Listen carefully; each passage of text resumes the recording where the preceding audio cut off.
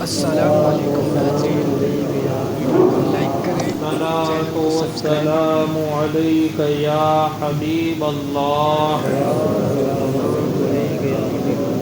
الصلاة والسلام عليك يا نبي الله. الصلاة والسلام عليك يا نبي الله صلى الله تعالى عليه وسلم. صلى الله تعالى عليه وسلم۔ روایت ہے کہ حضرت موسیٰ کلیم اللہ علیہ السلام جب باری تعالی سے باتیں کرنے کے لیے کوہ طور پر گئے، یعنی حضرت موسیٰ علیہ السلام اللہ رب العزت سے کلام کرنے کے لیے، طور یہ ایک پہاڑ کا نام ہے جس کا ذکر اللہ نے کلام پاک میں فرمایا، سورہ 3 میں اس کا ذکر ہے۔ تو حضرت موسیٰ علیہ السلام اللہ سے گفتگو کرنے کے لیے، کلام کرنے کے لیے جب کوہ طور پر گئے تو ایک آدمی کو عرش کے سائے میں دیکھا۔ آپ کو اس شخص کے رتبے پر رشک آیا، رشک یعنی خوشی۔ حضرت موسیٰ علیہ السلام نے جب اللہ تعالیٰ سے کوہ طور پر ہم کلام ہوئے تو آپ نے دیکھا کہ ایک آدمی ہے اور وہ عرش اعظم کے سائے میں کھڑا ہے۔ حضرت موسیٰ علیہ السلام نے دیکھا کہ کتنا خوش نصیب ہے جس کو اللہ تعالیٰ اپنے عرش کے سائے میں جگہ عطا فرمائے۔ تو حضرت موسیٰ علیہ السلام کو اس کے اس رتبے پر، اس کی بلندی پر، اس کی خوش نصیبی پر حضرت موسیٰ علیہ السلام کو رشک آیا۔ اور رشک بولتے ہیں کہ کسی کی خوشی پر خوشی کا اظہار کرنا، کسی کی خوشی پر خوشی کا اظہار کرنا، اس کو بولتے ہیں رشک کرنا۔ تو حضرت موسیٰ علیہ السلام کو دیکھا کہ حضرت موسیٰ علیہ السلام نے دیکھا کہ ایک آدمی کو عرش کے سائے میں ہے، آپ کو اس شخص کے اس رتبے پر رشک آیا اور اللہ تعالیٰ کی بارگاہ میں عرض کیا کہ مجھے اس کا نام معلوم ہو جائے۔ اللہ کی بارگاہ میں عرض کیا، میرے معبود یہ کون ہے، مجھے اس کا نام معلوم کرنا ہے۔ تو ارشاد ہوا کہ نام کیا بتلائے، ہم تمہیں اس کے اعمال بتلاتے ہیں۔ اللہ تبارک و تعالیٰ کی طرف سے فرمان ہوا، ارشاد ہوا کہ اے موسیٰ علیہ السلام، ہم تمہیں اس کا نام بتلا کے کیا کریں گے، ہم ان کے اعمال بتلاتے ہیں کہ کون سے عمل کی وجہ سے ہم نے ان کو یہ رتبہ عطا فرمائی، یہ مقام کہ انہیں عرش کے سائے میں جگہ عطا فرمائی۔ کیونکہ عرش کے سائے میں جگہ ملنا یعنی یہ بہت بڑی فضیلت والی بات ہے۔ سمجھ گئے؟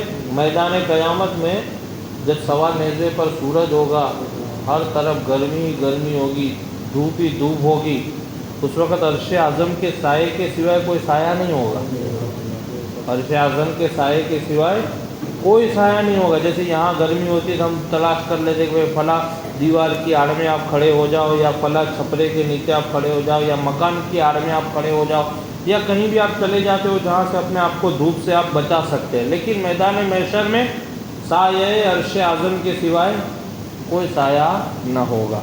تو حضرت موسیٰ علیہ السلام نے اللہ کی بارگاہ میں عرض کیا کہ میرے معبود، میرے خدا، میں ان کا نام جاننا چاہتا ہوں۔ تو اللہ نے فرمایا کہ ہم تمہیں ان کا نام کیا بتلائے، بلکہ تمہیں ان کے اعمال بتلاتے ہیں، اور وہ یہ ہے کہ یہ بندہ کسی سے حسد نہیں کرتا تھا۔ اب یہ یوں دیکھنے جاؤ تو کتنا معمولی عمل ہے، حسد نہیں کرتا تھا، کتنا معمولی، لیکن معمولی نہیں، یہ عمل کرنا بہت بڑی بات ہے۔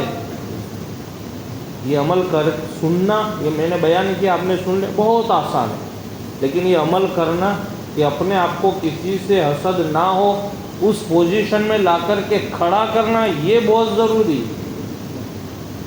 سمجھ گئے؟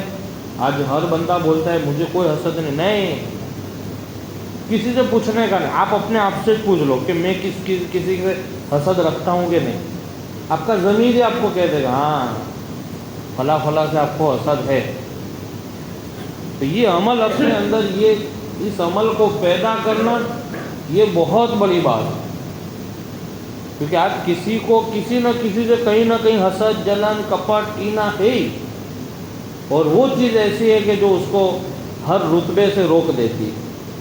اور حسد ایک ایسی بیماری ہے، حضرت شیخ سعدی فرماتے ہیں کہ خود اندر جلتا رہتا ہے، وہ پریشان ہوتا ہے، یار یہ کاٹ لیا، یہ وہ کیا، اس نے یہ کر لیا، اس نے خود ہی اندر پریشان رہتا ہے۔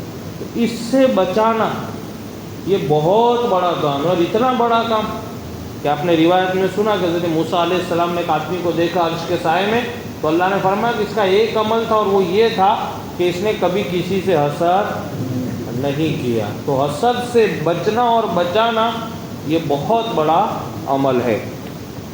تو اللہ تبارک و تعالیٰ نے ارشاد فرمایا کہ ہم نام کیا بتلائے، ہم تمہیں ان کے اعمال بتلاتے، اور وہ یہ ہے کہ وہ کسی سے حسد نہیں کرتا تھا، اور دوسرے نمبر پہ اپنے والدین کی نافرمانی بھی نہیں کرتا تھا۔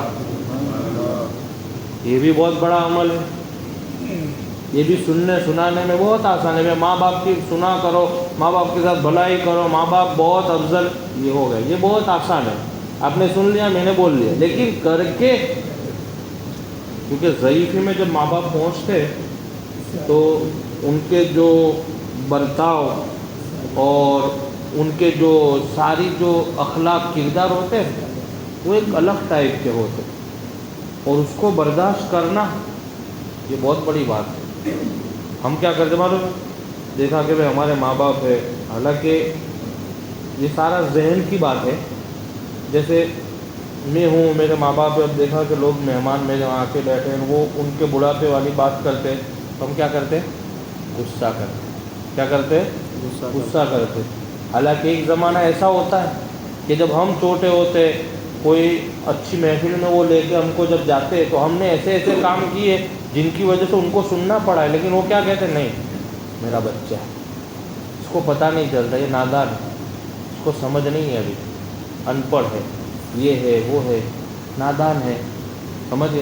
وہی سچویشن میں جب ماں باپ آتے ہیں، اور بزرگان دین فرماتے ہیں کہ جب وہ بوڑھے ہوتے ہیں تو عمر میں تو بوڑھے ہو جاتے ہیں، لیکن ان کی جو عقل ہوتی ہے بچوں نما ہو جاتی ہے۔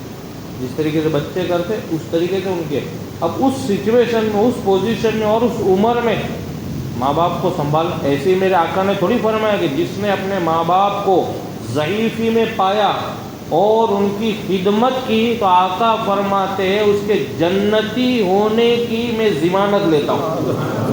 ایسے تھوڑی فرمایا ہے، لیکن کوئی کرتا ہے، بتاؤ آپ ایسی کر کے بتاؤ گے؟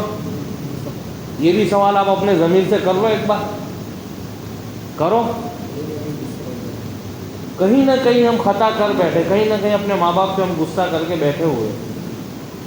قرآن میں تو اللہ نے فرمایا ان کو اف تک مت کہو۔ اف سمجھ کیا؟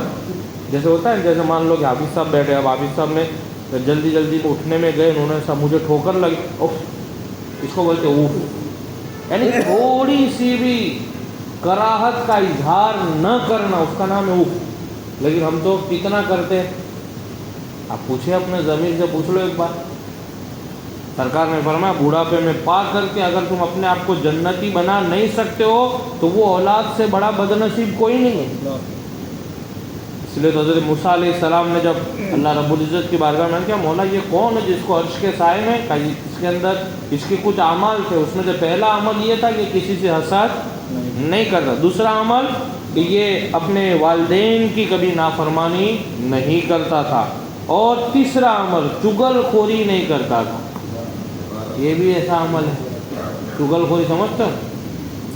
یہ بھی سننا سنانا بہت آسان، لیکن اس سے بچنا بہت مشکل۔ جیسے ہی دیکھا کہ میرے پاس حضرت آپ تو کیا بیان کرتے ہیں، رہتا مگر اب حضرت کھل گئے، وہ مولوی کو تو کچھ آتا نہیں، مجھے جاتا ہے، یا چغل خوری چالو، اس نے وہ بیان کیا تھا، اس نے وہ بیان کیا تھا۔ ایسے میں آپ کو، ارے حاجی صاحب آپ تو یار کیا، آپ کے جیسا میں نے کوئی نمازی دیکھا نہیں، آپ میری بہت عزت کرتے ہو، ہاں بھائی سب کو کیا پتہ چلے، وہ چالو پڑ جاتے چغل خیرے میں، پھر دیکھا دوسرے کو وہ اس کی چغلی کر رہا ہے، اس کی چغلی کر رہا ہے، سب ایک دوسرے کے اس میں پڑے ہوئے ہیں۔ تو بچنا اور بچانا یہ بہت مشکل ہے۔